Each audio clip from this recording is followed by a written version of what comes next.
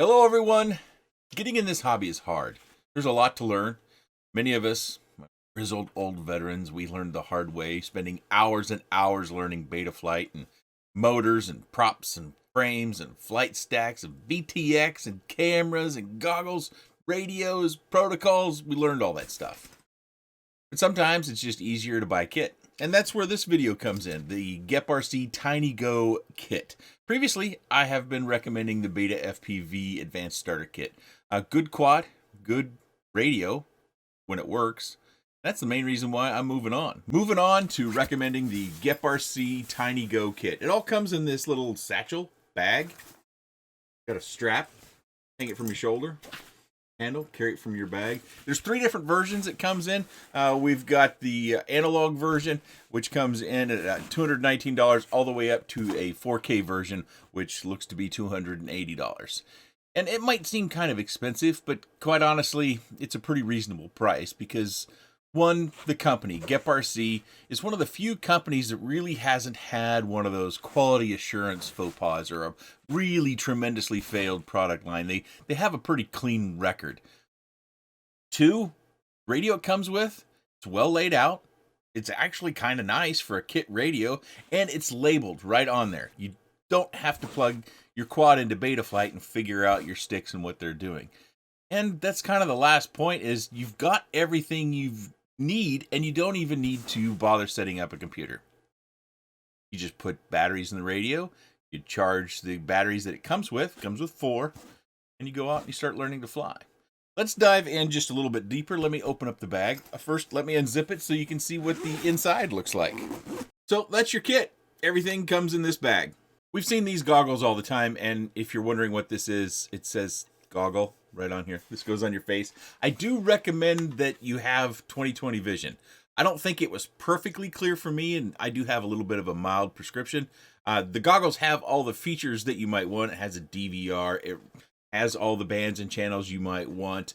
It's even got some heat dissipation, and you can charge it via USB. It does come with a 3-headed strap, so it should accommodate. It's not going to fit your face perfectly like, say, a $400 or $500 pair of goggles might, but I think it's pretty well known at this fact that this goggle fits a majority of faces. So hopefully you are in the majority. The radio is a really nice surprise for me. It feels a little light. It feels like it might not be the most rugged of construction, but if you keep it in this padded bag, shouldn't be a problem. If you drop it from, say, 7 or 10 feet, it could be a problem. But they've done some really nice things here, and they've labeled all the buttons, and they've labeled everything on the front. Let me see if I can show you everything. So if you didn't know what arming meant, that's kind of one of the few things you might have to look into, is it's got a switch. Arm, that allows you to take off. It starts the prop spinning. Then it's got your modes. It's got your on-off. It's got your, let's see, I can barely read this with my glasses on. It even has flip over after crash, or what we call turtle mode. Right there, it's got beeper built into it. It's even got a neck lanyard that you can hang from your neck like many people do. It has these kind of round areas on the back for gripping. Oh, and I didn't show you those buttons on the back. This one over here is the bind button. I don't think there's anything printed on the other one. Didn't ever have a use for it. Might be extra. But you'll see it in the flight video. I'm breaking my typical format here. I'm not going to go through all the specs. I have got a narrated outside flight, which was my second flight, kind of my third after a hover test. That was outside, where I am using the radio. I use the radio in all the flights you're going to see. And in that particular outside flight, I am using the goggles as well. And I kind of narrate through that. So you have the opportunity to listen to that if you choose to. We're going to start with the indoor flight. But let's get through what's inside the bag first. Of course, the centerpiece to the kit is the quad. And it's got foam around the outside, so it should take some bumps. It's a fairly hardy and robust frame. I think if you're a starter, I probably would stick to the analog version.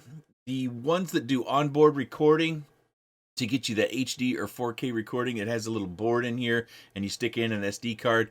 There's a couple of things about crashing. Is one, those cameras don't tend to be as robust and as durable as analog cameras do.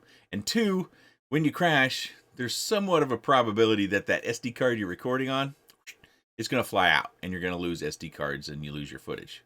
It's not always going to happen, but I've had it happen to me a few times. So I recommend for starting out the analog. And this is a quad we've seen, this format we've seen from GEPRC several times. It's 2S, so it actually uses 2 batteries, and they fit pretty snug down in there. Let's get those batteries out next. It comes with 4 of these 530 milliamp batteries. You can see I've got them all here in my package, and it also comes with a charger. And the charger, you just plug it into like a USB charger for your cell phone or into a wall wart. We just put 2 outlets in our kitchen that have USB ports right on them. So maybe you have something like that. Plug them in, charge 4 at a time. It's going to take, 40 minutes to charge your batteries. And then on the other side, you have USB-C you can connect it to as well for charging purposes. It does come with a maintenance kit, which has got some extra props, zip ties, a screwdriver, and an extra battery strap in it. And the reason why they might have that battery strap in there is you could cut the battery tray out and then run the strap underneath part of the tray that you leave behind in order to run different size batteries. By chance you didn't want to buy any more of these 1S batteries. Comes with a guide on the radio and a guide on the goggles. And of course it comes with stickers. Something I failed to mention is I think so that they can sell this as a toy, it does have a screw in the battery tray. By default, it comes with that. I took it out because it's really not necessary. You do need to furnish 4 AA batteries in order to power the remote. So you put batteries into the radio, via USB you charge your goggles, via USB you charge your batteries, and you go out and fly. We're going to start with a narrated flight inside the house. I think you're going to be pleasantly surprised. So just to reiterate, I am not wearing the box goggles on the inside flight. I'm only wearing those on the outside flight. And I am using the radio that it comes with, and it does come pre-bound, although they did place the receiver in the quad in a relatively easy spot when you know what you're looking for, that little gold button on the receiver, where if you had to bind it, it should be pretty straightforward. Of course, if you've never done one before, you'll need to know instructions. So basically, most of our receivers that are external, you hold down on that little gold button and you plug in power. Typically, you need a battery, but sometimes USB can supply enough power. That changes the light so that you can now set binding on your radio, and it should bind right up. Of course, with this particular quad, you shouldn't need to do that. I found it was bound. But if it were to become unbound for some particular reason, you have that little bit of information, but if you need more, I'm sure willing to help you out as much as I can. This flight inside, this is the DVR of the goggles as well.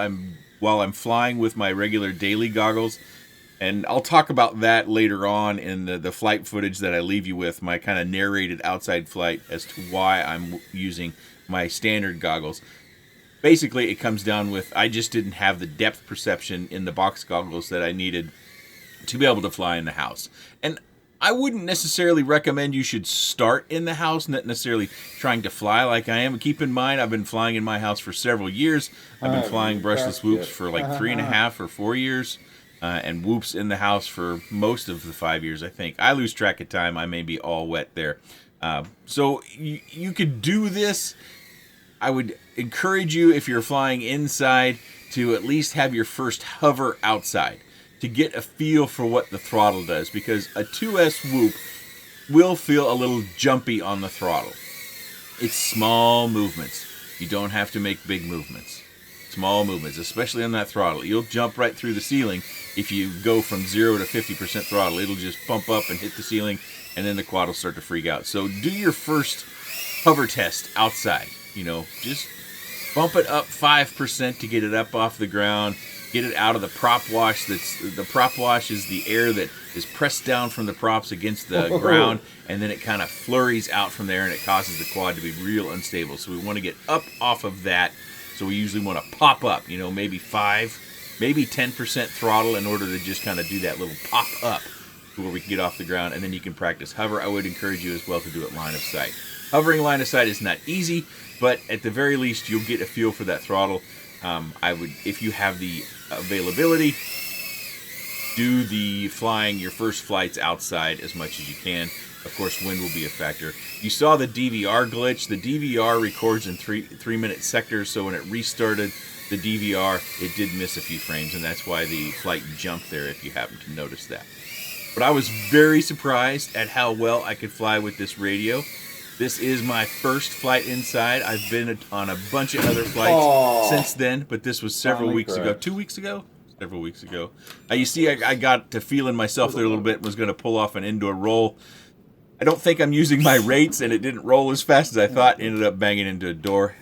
And I think this quad's going to be durable. It's got the foam to help brace those, decrease the impact a little bit when you hit something. Of course, if it's really cold outside, I would say anything below 45 degrees Fahrenheit, I wouldn't encourage you to fly any quad that is plastic or nylon based. You know, when it's cold out, you're really wanting to fly only carbon. As plastics gets cold, they tend to get brittle and break. So this wouldn't be a wintertime outside flyer.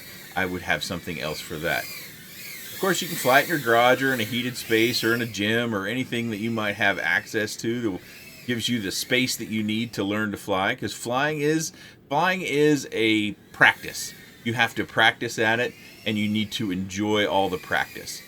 Just like with a lot of things in life, the things we get best at are the things that we enjoy and want to do the most. So hopefully you enjoy your kit and you enjoy FPV and you have a great time with it.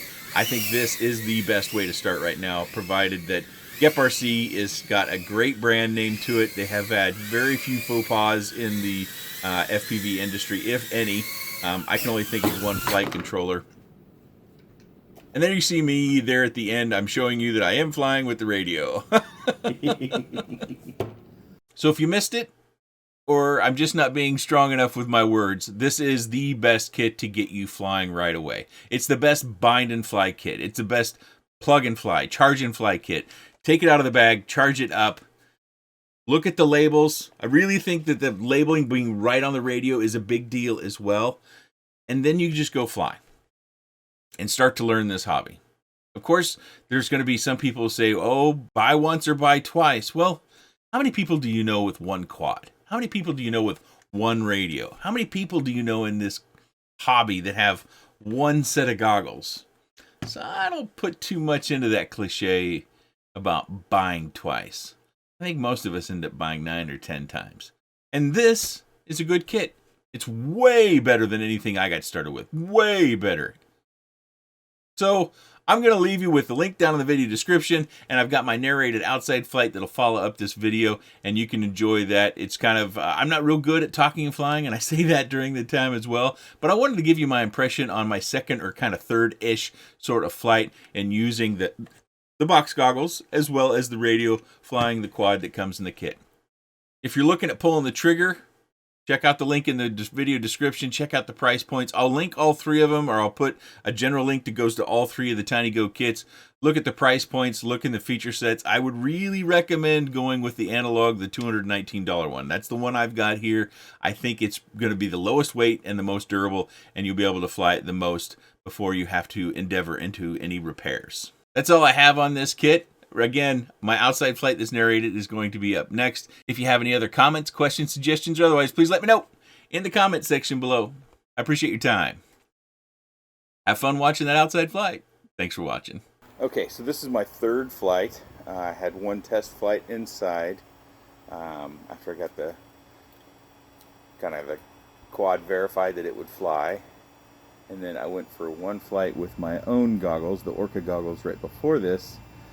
And now I have the kit goggles on. There's a little bit of light leak around my nose, which I do find a little bit distracting, but around the edges of my face and around my eyebrow line, I don't find any light leak there. I do find that while I'm not used to flying on screens this big, it does appear clear. It appears about as sharp as I would expect. I can see the knots in the wood post in front of us and the branches and the evergreen over there. Can't see the individual needles, of course, but I can see it. I have flown, like I said, 2 previous flights with this radio. This is my first time in the goggles.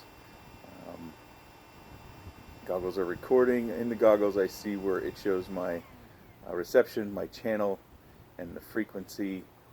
And there's another icon on the top right which I can't quite make out. Yeah, even as I pull the goggles out away from my face, I can't quite make it out. I don't know what that is, but I do have the VTX information on the OSD up there as well, so that might be conflicting with me getting a clear view. Let's arm it and fly it around and see what I can do in these goggles. Alright, here we go. my my depth perception is way off. I can tell that I'm not terrible comfortable. I'm not used to flying box goggles. It's been a long time. And I think there's probably more breakup than I'm used to experiencing. While it's not terrible, maybe it's because of the size of the screens. I'm just not used to seeing it this size. But you'll get to see the DVR footage, which unfortunately DVR footage oftentimes makes the breakup look worse than it is. I don't know if that's our human perception, but I think most would agree that our perception in the goggles is that there's less breakup than we find in DVR. Let's do a roll.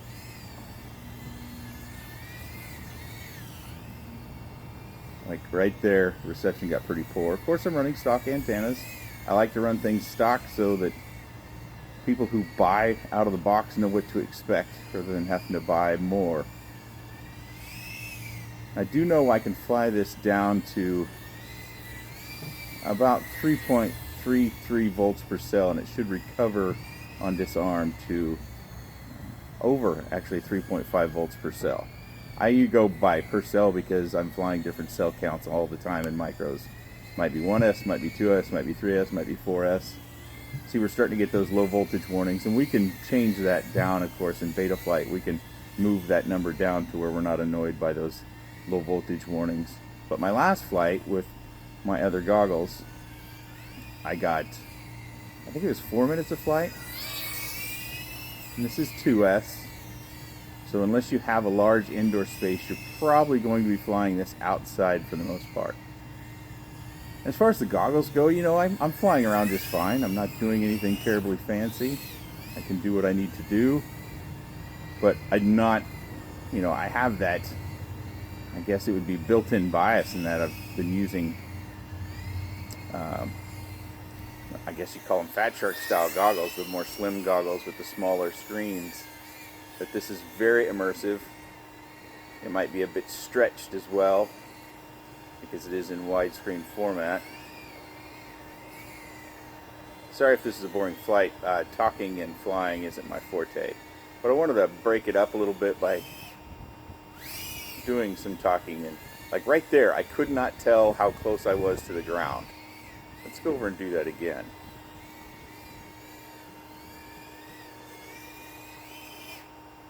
Whoa, I did not get turned around there.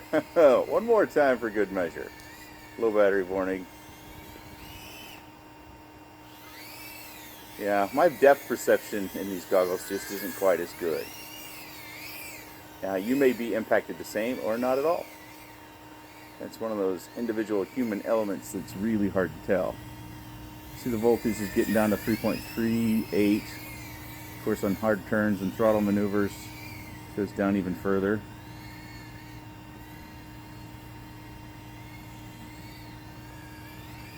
I think I got pretty close to the fence there.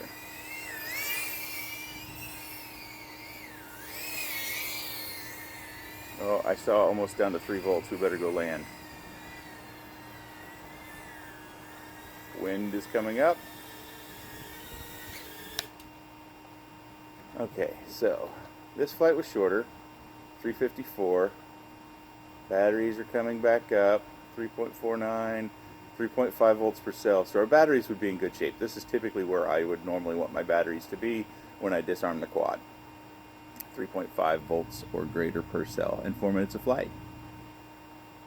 Oh, and the icon on the top right that I mentioned I couldn't see earlier, that is now, I can see that. That's our battery voltage for our goggles. It's showing 3 bars in there, which I believe is an indicator that it is full, which makes sense because I charged it last night. But those OSD elements up there in that top, quarter inch or half inch of the screen does stay there all the way through the flight, so you do see those. Okay. Well, hopefully that's a live summary that helps you kind of understand where I'm at with these goggles on this particular kit.